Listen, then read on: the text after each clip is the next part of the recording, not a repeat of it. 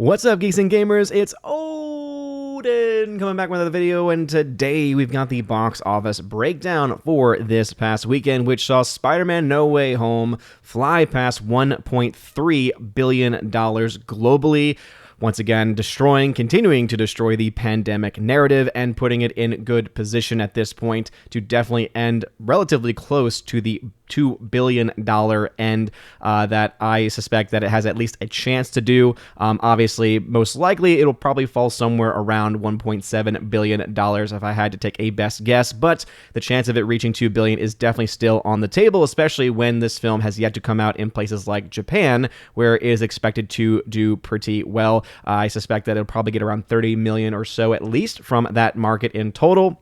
And of course, we'll have to wait and see when those numbers come in as it opens there this coming weekend. And so we'll be following that bit of news. And not only did we see Spider-Man No Way Home come in with $1.3 billion at the global box office, we also saw Matrix Resurrections in its second weekend completely bomb and fall off the map right now, only at $106 million worldwide, meaning this film will lose somewhere north of $150 million, and that's at the very least losing around $150 million. So a huge loss for Warner Brothers, and this is really no surprise as Warner Brothers has had a lot of box office failures this year. We'll go ahead and dive into the numbers. Before going any further, though, please make sure you smash that like button.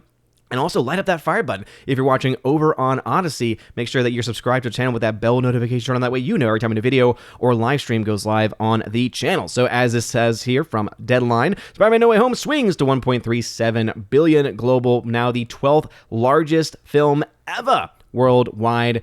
Again, insane. And it's amazing that none of the MCU films, specifically the 100% Disney-owned MCU films, can even come close to this. This film has now, just as a couple of days ago, officially surpassed all three MCU films that came out this year combined. When you take their entire worldwide gross and you add them all up together, this film in its own, in just 3 weeks, has surpassed all three of them, even when they are combined together. So again, the excuse that was used for all three of those movies and was used for even West Side Story the week before this film came out was, well, you know, the pandemic and, well, you know, Omicron, blah, blah, blah, blah. Again, constant excuses being used, and now there are no excuses. Of course, they'll try and spin this narrative however they possibly can, but we, of course, know that the numbers speak for themselves in a lot of different ways. So again, let's go ahead and dive into these numbers just a bit more, as it says right here. Happy New Year, Peter Parker. In its third weekend, the Sony Marvel Spider-Man No Way Home is lifted up to $1.37 billion, becoming the 12th highest grossing film of all time. I'm sure that's without adjusting for inflation. It says that it had another $78.3 million in 61 international markets, and now has an offshore accumulation of $759 million. So I suspect that this film will probably get pretty close to $1 billion internationally, and seeing that the film is now domestically well on its way to getting to the $750 million range. That's the reason why the most likely outcome for this film is ending up around $1.75 billion, if I had to take a best guess there. It says individual markets saw great holds during the New Year's session, with the UK increasing 25% from last weekend as cinemas were closed on Christmas Day.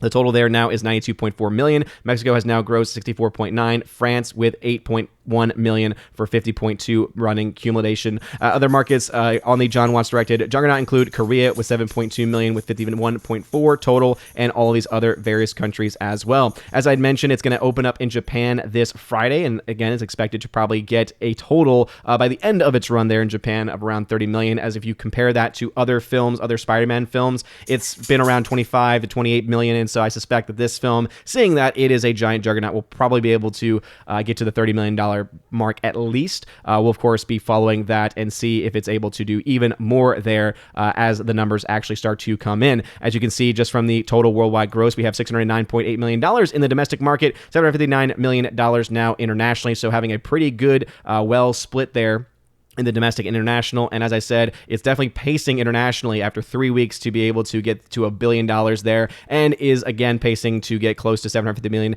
which means that this film, interestingly enough, is probably domestically going to be able to outpace films like Black Panther. Obviously, this is a film that is also expected to even beat out films like Infinity War's total domestic gross there. Probably won't be able to beat it out in the entire global box office, just because that film did make a little over $2 billion when you adjust for inflation, especially. But this film, the fact that it's even in the conversation, I think should be hope enough for a lot of people. As far as people who are big fans of the movie theaters in general, this is very good for them, as they're getting a lot of money from this in the long run, especially from popcorn sales and other concession sales as well. But in the end, this is a big win for Sony and a small win for Disney, as Sony gets 75% of any of the net gains from this actual film. Sing 2 actually has had a surprising second weekend, now at $144.5 million worldwide. This film could potentially make its money back by the end of its run. American Underdog is also doing okay, I guess, in the domestic markets, made $15 million. No word yet on how much this film actually costs, so there's really not much to say as far as whether this film's going to make its money back or not, as it's not doing anything internationally, and there has been no reporting of what the budget was for this movie. And so it pretty much is very much up in the air. Matrix Resurrections, however, it is not up in the air. This giant box office flop, which has only made $30.9 million domestically and hasn't even broken $100 million internationally, has a very tepid $106 million in the entire world and is going to lose a crap ton of money to boot. And we'll go ahead and dive into that chart in just a second. The King's Man also came out with its second weekend today, $47.8 million. This is going to be at another massive financial failure as well. We don't have an official box office, or rather a budget for this film yet, but we do have a pretty good idea that the film probably cost around $100 million when you compare this to other Kingsman movies. That is, again, the suspected box office budget for this. But $47.8 million after week number 2 means this film probably will be a massive financial failure. So now going into the actual charts themselves, because, hey, we like doing charts here. We like doing some charts here, right? With the $5.8 million opening weekend of American Underdog, meaning $15 million second week, the movie will probably get somewhere between $21 and $30 million. The King's Man, with its take, will probably get somewhere between 68.3 and 95 million, and Sing 2's 206 to 289 million. Matrix Resurrections will probably cap out somewhere around 151.4 to 212 million dollars at best, which again is quite abysmal. What does that mean as far as the actual numbers are concerned? It means the King's Man can look at a box office loss between $92 and $109 million. Sing 2 could potentially see a loss of $3 million, but if it continues to do well, could see as much as $45 million in net gain and net gross, while the Matrix Resurrections, as you can see very clearly, could be close to a $200 million loss, or at the very best case scenario for it, $157.8 million loss, making it one of the biggest financial losses of the year, which of course is not a surprise to anyone who has actually gone to see it. With the $1.3 billion that Spider-Man No Way Home has made right now, it is looking at $521 million in net gain, net profit.